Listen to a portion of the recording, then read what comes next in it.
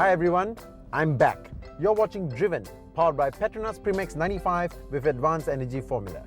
Miss me? I'm sure you do. Now in this episode, we're going to talk about different engine technologies, petrol, diesel, and hybrid. We've got them all covered. So here we go. Toyota Camry Hybrid, Peugeot 508 GT Diesel, and the Ford Mondeo Petrol Turbo. Which one's your ideal powertrain? Stay tuned to find out.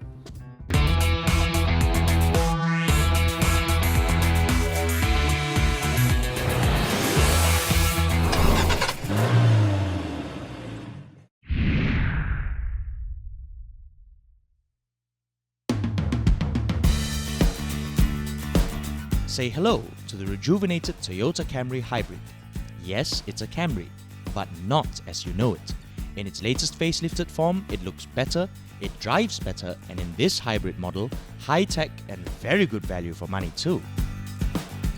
Representing diesel power is the Peugeot 508 GT, also in facelifted form.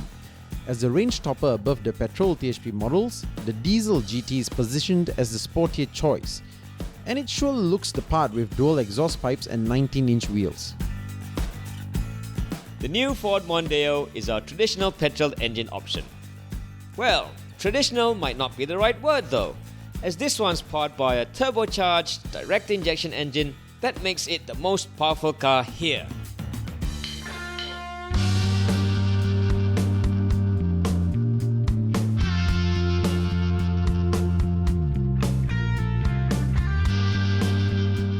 Okay boys, before you guys zoom off talking about power and handling, let's be civil for a while. Choosing between these powertrains is more than just about the numbers. So says the guy with the slowest car here. But he's right after all. I mean, it's all about technologies, and that is why I chose the Ford Mondeo. Petrol may be the old school choice, but there's nothing old school about the Ford EcoBoost engine. It is as high-tech as it gets. Same here. There aren't many choices for diesel passenger cars in Malaysia. Hence, this 508 GT is an obvious choice. On top of that, it has more power on paper than BMW's 3 and 5 Series diesel models. There you go, talking about numbers again. As for hybrids, this Camry is the real deal. It's got the performance, the economy, the lot. I think you guys will be quite surprised at just how good this car actually is. Okay, there's only one way to find out. Let's drive the cars and then we decide.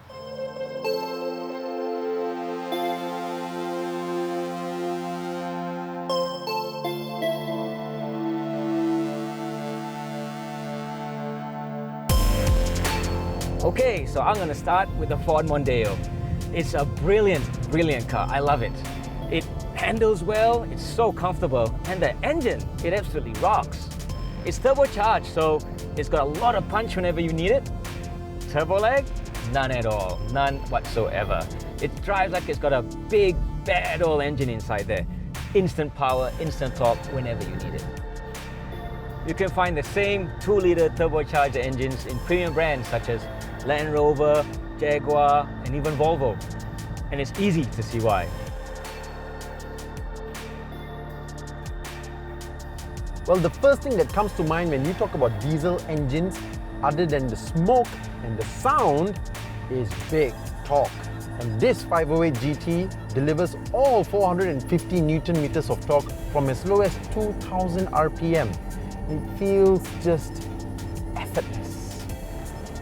Now, you'll never need more than half throttle for normal driving. And as you can hear, it's quite quiet in the cabin. Of course, it sounds like a little tractor on the outside, but from the inside, when you're driving, let's say now I'm doing 110 kilometers per hour, it feels refined. Forget about the other two cars. What you really want is this Toyota Camry Hybrid. Under most conditions, like 95% of the time, this one serves you best. It's got more than enough power, definitely more than you need, and it just feels so normal, so natural. Yes, it's a hybrid, but all that tech works in the background. And you only feel the positive sides of it, like the instant torque under acceleration and the whisper quiet full EV mode in slow traffic. if I'm honest, there's really very little not to like.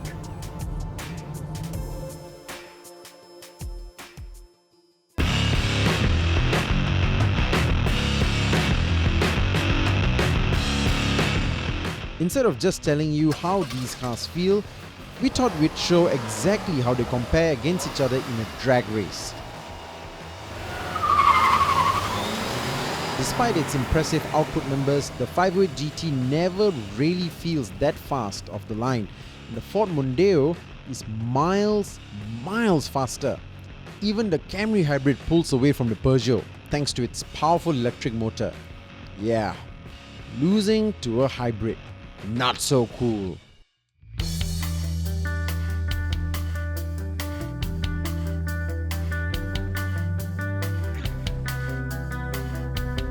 Things that I don't like about the Ford Mondeo, as great as I find it, yeah, there's a few. The engine is very, very powerful, but the 6-speed automatic gearbox that is mated to is a bit lazy. It's not so well matched to the engine in that sense. And the handling, although still very, very good by class standards, falls short in comparison to the previous Mondeo, which was simply outstanding.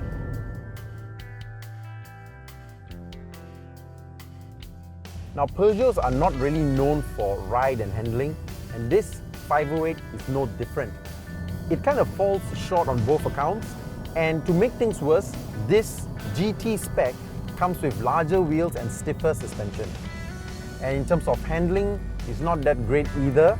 Probably it's because of the heavier diesel engine, because diesel engines tend to be heavier than petrol engines, and that kind of upsets handling balance a bit. You know what they say about hybrids being very good in traffic but not so good on the highway? Well, that doesn't apply here.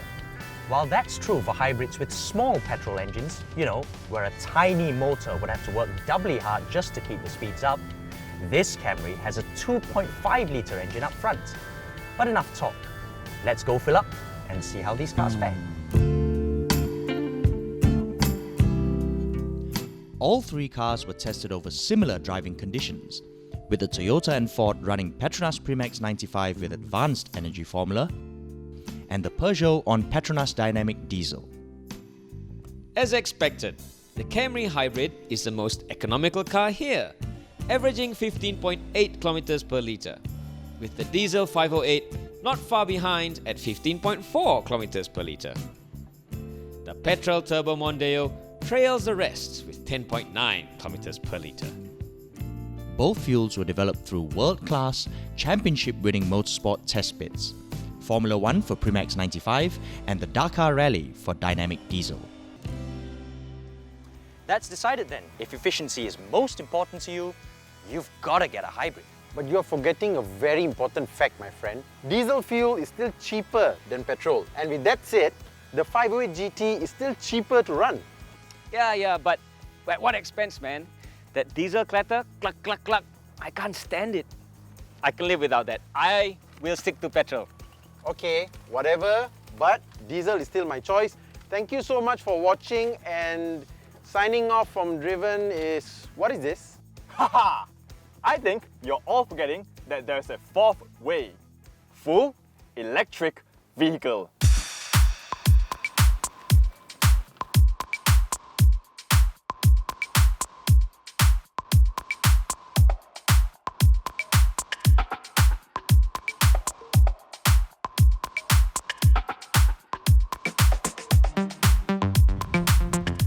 For 180,000 ringgit, you can get this Nissan Leaf right here in Malaysia.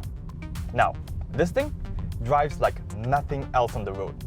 For starters, it's ridiculously quiet and it's very, very comfortable to sit in. The best part is, while it may be an all-electric vehicle, behind the wheel, it feels like just a super refined, normal car.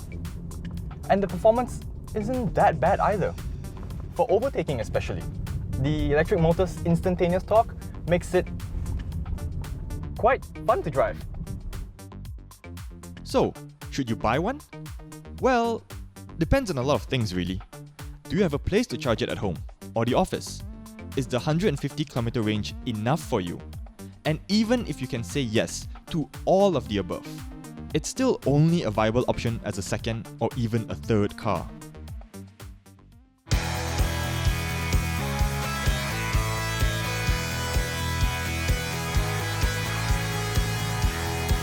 Alright then, petrol, diesel, hybrid or electric, which one would be the most ideal choice? Right. Now the Nissan Leaf is a very good city car. But ideal? Not even close. There's a long way to go before Malaysia is ready for electric vehicles.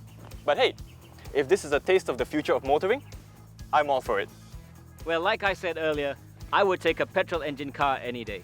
If you're really into driving, you enjoy the sound, the power delivery, then there's nothing quite like it yet on the market. And this Ford Mondeo, it's fantastic. It's comfortable, it's spacious, it's great to drive.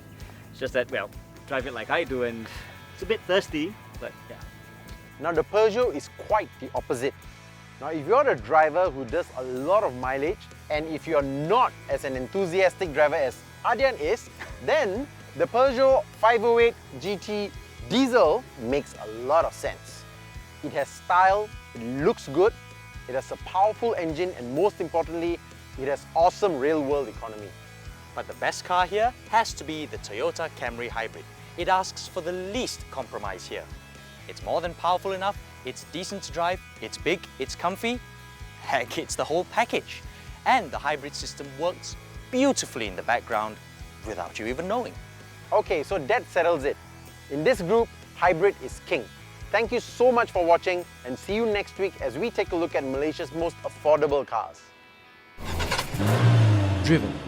Powered by Petronas Primex 95 with advanced energy formula. Hey, bro. Yes, listen. I only have enough charge to get me to the next charging station. Yes, so I was wondering if you can send me home after that. Belanja makan, okay? Can. Don't leave me here. Get it? No, dude, come on, please.